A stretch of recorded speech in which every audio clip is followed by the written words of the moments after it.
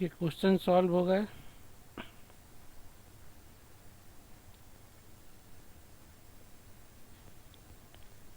बताएं, ये question solve हो गए।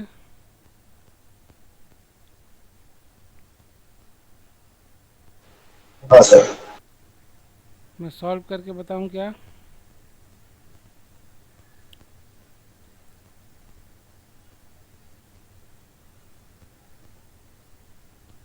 बोलो, किसी को भी इसमें डाउट हो तो सॉल्व करूं क्या मैं? हाँ सर। ठीक।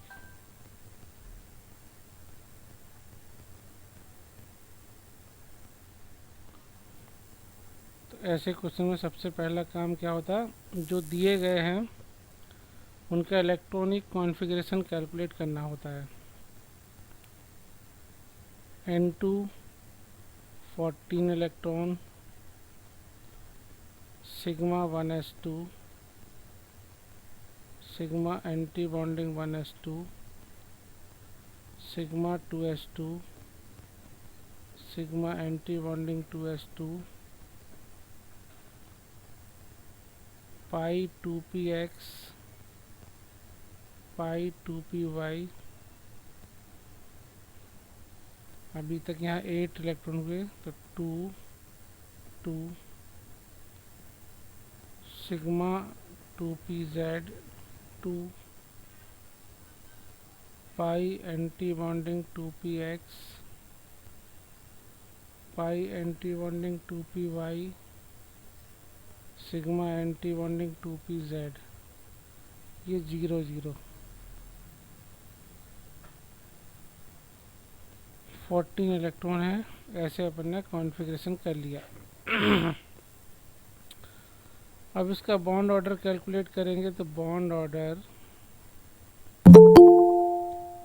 Of N2 equal to, bond order of N2 equal to bonding electron, bonding यानी विदाउट एस्ट्रिक वाले 10, एंटी बॉन्डिंग इलेक्ट्रॉन यानी एस्ट्रिक साइन वाले, ये इधर 0 है, 4 बाई 2, 10 माइनस 4 बाई 2 यानी 6 बाई 2 यानी 3। अब N2 प्लस का बॉन्ड ऑर्डर निकालेंगे।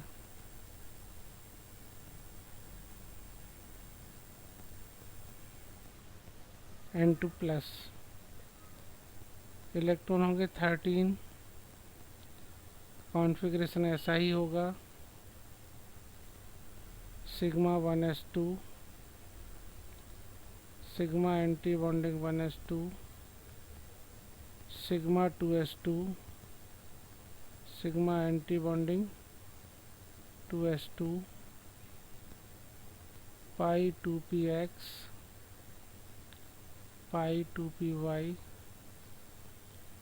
Sigma 2pz। तो यहाँ 2 2 इलेक्ट्रॉन होंगे और यहाँ 1 हो जाएगा। बाकी आगे का same, pi anti bonding 2px, pi anti bonding 2py, sigma anti bonding 2pz। ये 0 0। अब इसका बॉन्ड ऑर्डर,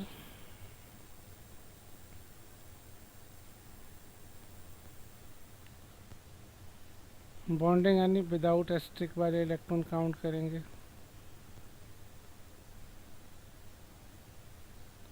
कितने हो जाएंगे? 2 2 4 2 6 2 8 1 9। विद एस्ट्रिक वाले इलेक्ट्रॉन ये और सब 0 है, तो -4/2। तो ये 5/2, ये 2.5।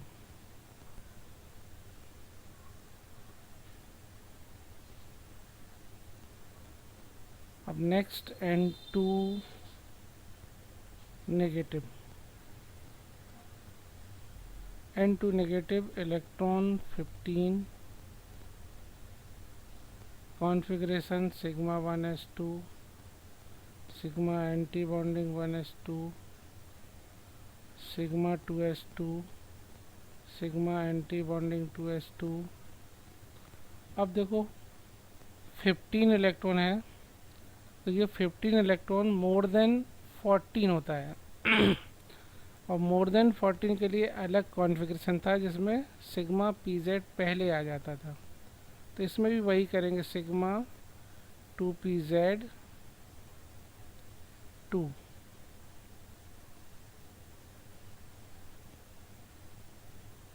फिर पाई 2px, पाई 2py, ये भी 2 2, अभी 14 हुए, 1 इलेक्ट्रॉन और, तो pi anti bonding 2px 1, pi anti bonding 2py 0, sigma anti bonding 2pz 0। अब इसमें भी वही विदाउट एस्ट्रिक यानी बॉन्डिंग इलेक्ट्रॉन,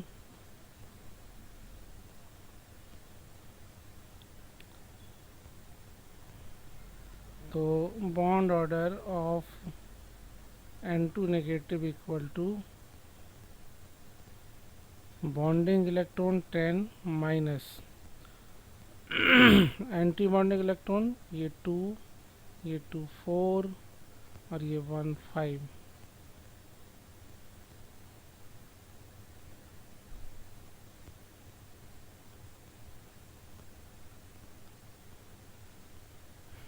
ठीक, अब ऑर्डर किसका अरेंज करना है? Number 1, increasing order of stability of these species, also define magnetic nature of these. ठीक है, स्टेबिलिटी कैसे होगी?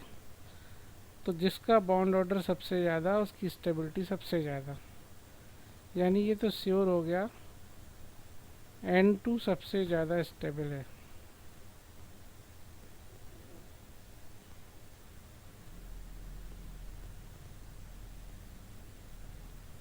N2 सबसे ज़्यादा स्टेबल है। अब N2 प्लस और N2 नेगेटिव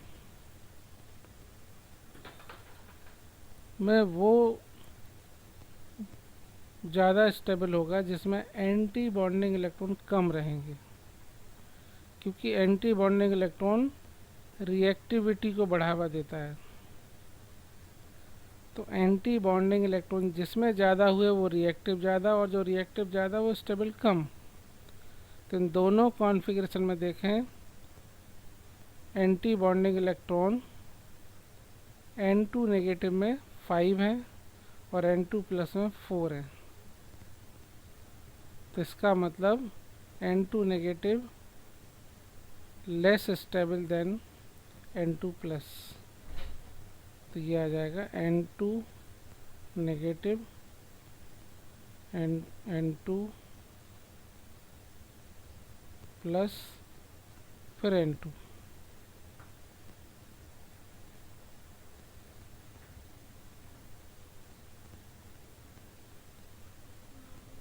यही ऑर्डर आया था। हाँ सर। अब देखो मैग्नेटिक बिहेवियर के लिए क्या करना पड़ता? मैग्नेटिक नेचर के लिए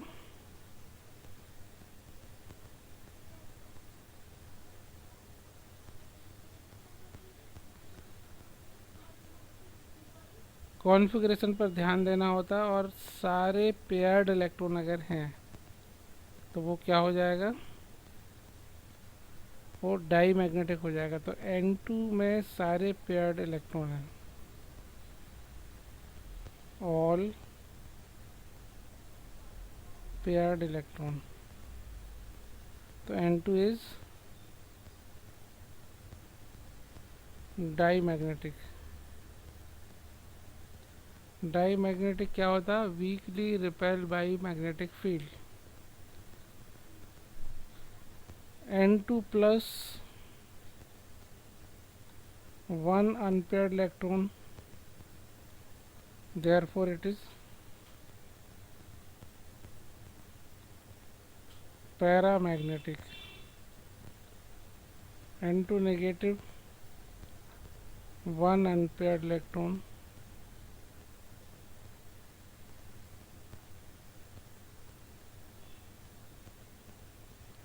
therefore it is also paramagnetic. आया समझ में? अब सेकंड वाला भी सॉल्व करके बताएं या हो जाएगा? सेकंड वाला भी सेम ऐसे ही करना है, कॉन्फ़िगरेशन करना है, बॉन्ड ऑर्डर फाइंड करना है, बॉन्ड ऑर्डर जिसका सबसे ज़्यादा, स्टेबिलिटी उसकी सबसे ज़्यादा, और जिसमें भी कॉन्फ़िगरेशन में अनपेयर्ड इलेक्ट्रॉन होगा वो पैरामैग्नेटिक, जिसमें सारे पेयर्ड होंगे वो डाईमैग्नेटिक। हो जाएगा सेकंड वाला? सर बॉन्ड लेंथ का कैसे करेंगे?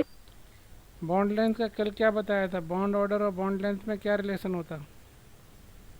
इनवर्सली प्रोपोर्शनल रहता है।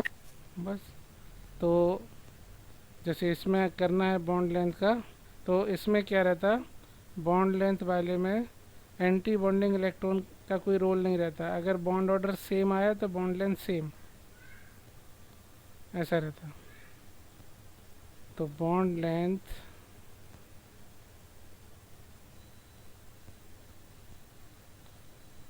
सबसे कम होगा N2 का, फिर N2 प्लस N2 नेगेटिव का इक्वल, जिसका बॉन्ड ऑर्डर सेम उसका bond length same. Bond length में एंटी बॉन्डिंग या बॉन्डिंग इलेक्ट्रॉन का कोई खास रोल नहीं, सीधे बॉन्ड ऑर्डर से ही आंसर मिलता। बस स्टेबिलिटी और रिएक्टिविटी में अपन को क्या देखना है, anti bonding electron. If bond order is same then reactivity decide according to the number of anti-bonding electrons. If anti-bonding electrons are maximum, then reactivity is high. तो रिएक्टिविटी डिसाइड कर सकते हो उससे, रिएक्टिविटी से बॉन्ड एनर्जी में भी जा सकते हैं। रिएक्टिविटी अगर हाई होगी तो बॉन्ड एनर्जी लो रहेगा, लेकिन बॉन्ड लेंथ में सीधा सीधा अपन को देखना है, जो बॉन्ड ऑर्डर आया अगर इक्वल बॉन्ड ऑर्डर है तो बॉन्ड लेंथ इक्वल। ठीक है,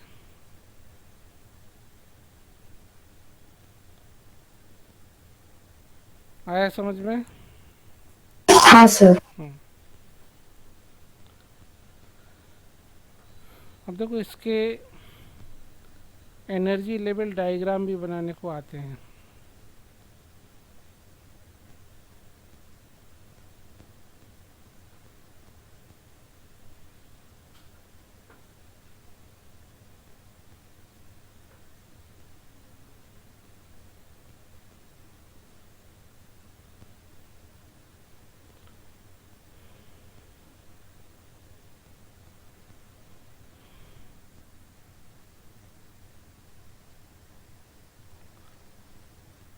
देखो एनर्जी लेवल डायग्राम में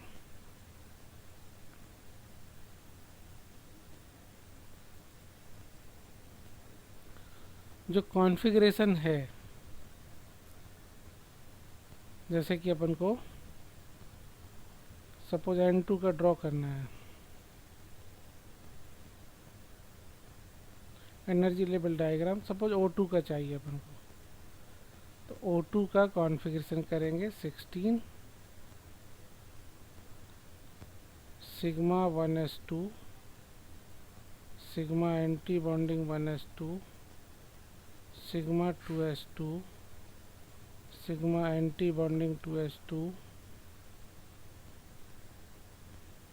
sigma 2pz2 pi 2px2 pi 2py2 pi anti bonding 2px pi anti bonding 2py, sigma anti bonding 2pz। यहाँ तक इलेक्ट्रॉन कितने हो गए? 2 4 6 8 10 12 14 14, दो बचे तो वन इधर 16 हो गए और ये 0। O2 का कॉन्फ़िगरेशन समझ में आया? हाँ सर। हाँ। हाँ sir. Bond order of O2 equal to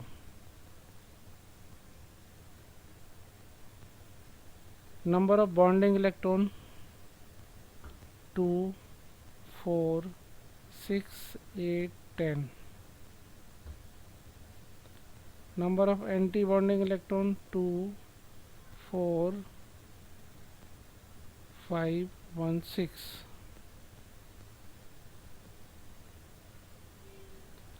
तो 10 minus 6 4 by 2 2।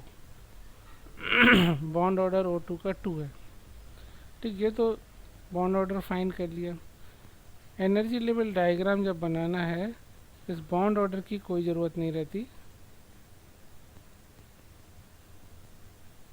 अपन को सिर्फ ऐसा बनाना होता पहले।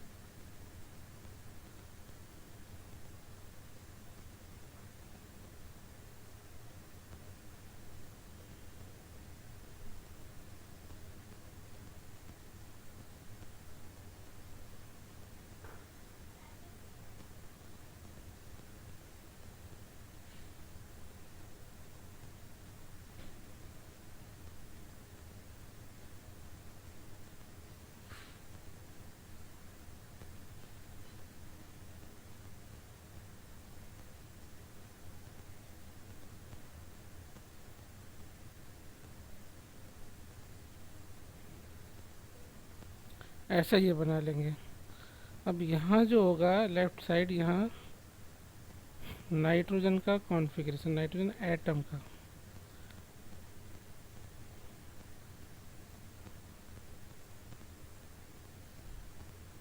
यहाँ भी नाइट्रोजन एटम का 7 atomic number 7 atomic number 1s2 atomic के फॉर्म में, और इसका ये डायग्राम 2s2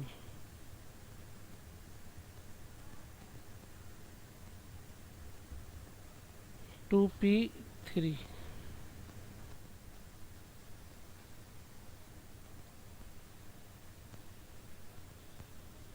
ऐसा ही यहाँ 1s2 2s2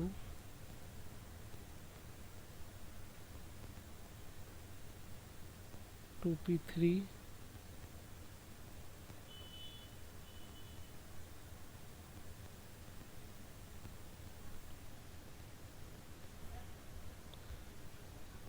ठीक है। अब ये वाला जो मॉलिक्यूल का जो कॉन्फ़िगरेशन है वो यहाँ सिग्मा 1s2, यहाँ इसको इलेक्ट्रॉन ड्रॉ कर दिए। सिग्मा एंटी बॉन्डिंग 1s2, यहाँ इसके इलेक्ट्रॉन ड्रॉ कर दिए।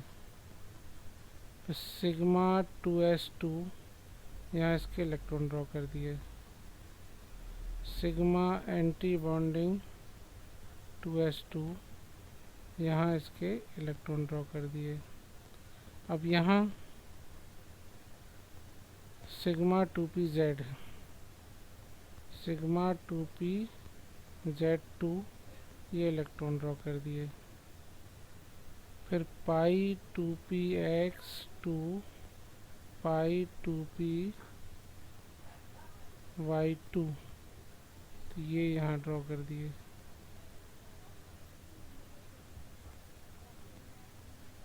फिर पाई एंटी बॉन्डिंग 2px1, पाई एंटी बॉन्डिंग 2py1, इन दोनों को यहाँ ड्रॉ कर दिया 1 1। फिर सिग्मा एंटी बॉन्डिंग 2pz0, तो ये खाली छोड़ दिया। ये जो डायग्राम बना, it is known as energy level diagram of O2।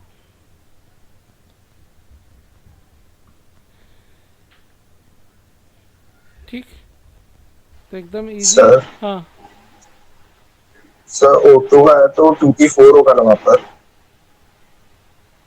अच्छा, हाँ O2 का है, हमने एन का कर दिया, तो यहाँ भी ये करना पड़ेगा। यहाँ पर 8O और यहाँ पर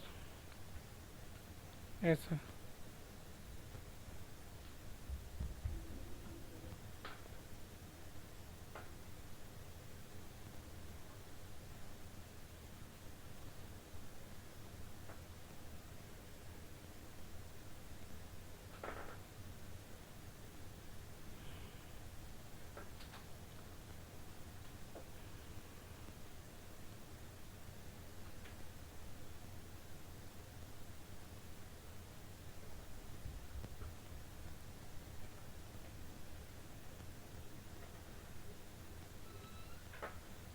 ठीक है, ऐसा रहेगा।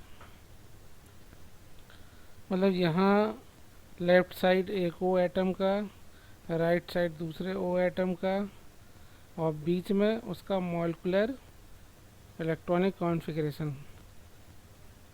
ऐसे जब करते हैं तो ये जो बना हुआ डायग्राम है, it is known as energy level diagram of O2। ऐसे किसी भी मॉलिक्यूल या किसी भी आयन का अपन बना सकते हैं।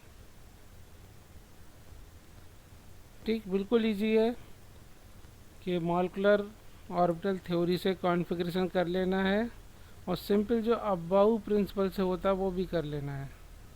लेफ़्ट साइड और राइट साइड अबाउ प्रिंसिपल वाला, और बीच में मॉलिक्यूलर ऑर्बिटल वाला एनर्जी के इंक्रीजिंग ऑर्डर में लिखते जाएंगे। ऑटोमेटिकली अपन को पूरा एनर्जी लेवल डायग्राम मिल जाएगा।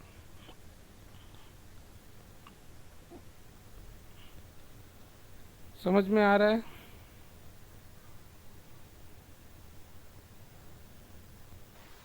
हाँ सर।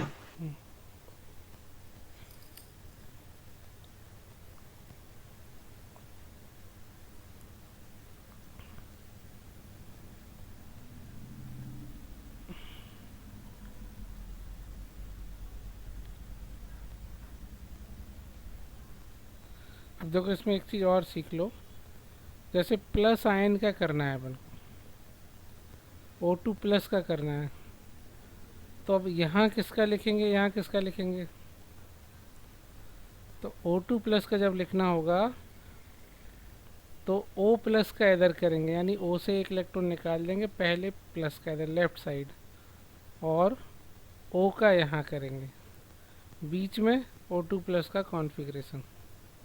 आया समझ में? क्योंकि हमेशा न्यूट्रल मॉलिक्यूल का ही एनर्जी लेवल डायग्राम बनाने को आए ऐसा नहीं है,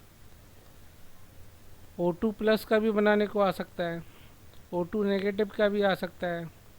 तो जब O2 प्लस का बनाएंगे तो लेफ़्ट साइड O प्लस और right side O। O2 negative का जब बनाएंगे तो लेफ़्ट साइड O और right side O negative. O negative यानी O में एक इलेक्ट्रॉन और ऐड होकर के फिर उसका कॉन्फ़िगरेशन। दोनों बातें समझ में आई?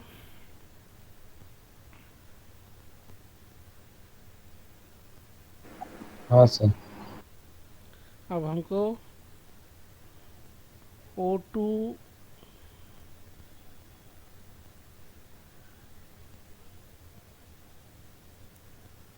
O2 प्लस का एनर्जी लेवल डायग्राम ड्रॉ करके सेंड करो।